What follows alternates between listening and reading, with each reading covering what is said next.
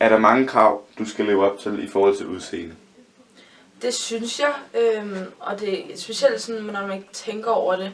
Jeg tror, der er rigtig meget, man sådan gør, uden at man tænker, at man faktisk gør det for andre og ikke for sig selv.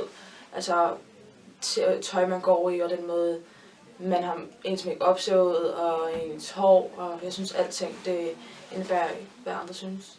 Især via de sociale medier, så er der ligesom sådan et krav til, hvordan man skal se ud og sådan noget. Der er rigtig mange billeder og forventninger til, hvordan at for eksempel den perfekte krop skal se ud. Generelt er der ret mange sådan høje krav til, altså både piger og drenge, men sådan primært piger.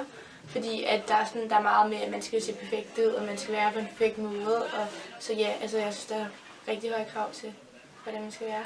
Føler du dig nogensinde stresset over alle de krav? Ja, meget. Altså sådan, det er jo noget, man tænker på hver eneste dag, så det er sådan, altså, det er jo ikke bare noget, man lige sådan glemmer, så man bliver jo ret stresset, at sådan hele tiden skulle tænke på, hvordan man skal være, og hvordan skal man se ud. Altså, det er jo, hvad man gør det til, kan man sige. Det er jo sådan lidt, hvis du går meget op i det, hvis du sådan, altså tænker du sociale medier? Så hvis man gør det til noget, hvis man sådan hele tiden fokuserer på, hvad andre folk lægger op på de sociale medier, så man kan jo gøre det til mere, end det er, synes jeg. Er du på Instagram? Ja. Er du på Instagram? Ja. Er du på Instagram? Ja. Bruger du meget tid på at lægge det perfekte billede ud? Ja. Synes du så, at de sociale medier er utroværdige? Altså, fordi der er mange, der gerne vil se godt ud.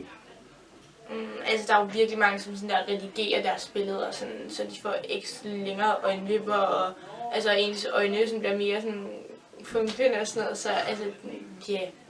Lægger du så kun det perfekte billede ud? For at være, ja.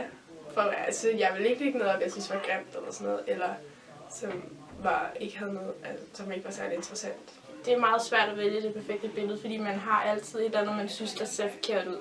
Der er også mange, der redigerer deres billeder og sådan noget, så jeg synes på en eller anden måde, så laver man lidt sådan et glansbillede af, hvad man gerne vil have det, hvordan det skal se ud, ikke?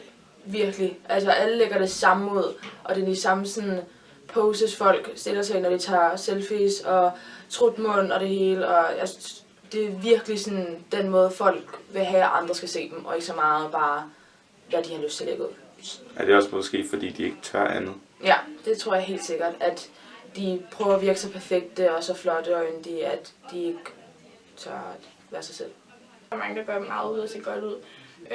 Det gør jeg så også selv, men det burde man jo ikke, fordi at man burde bare vise, hvordan man normalt er.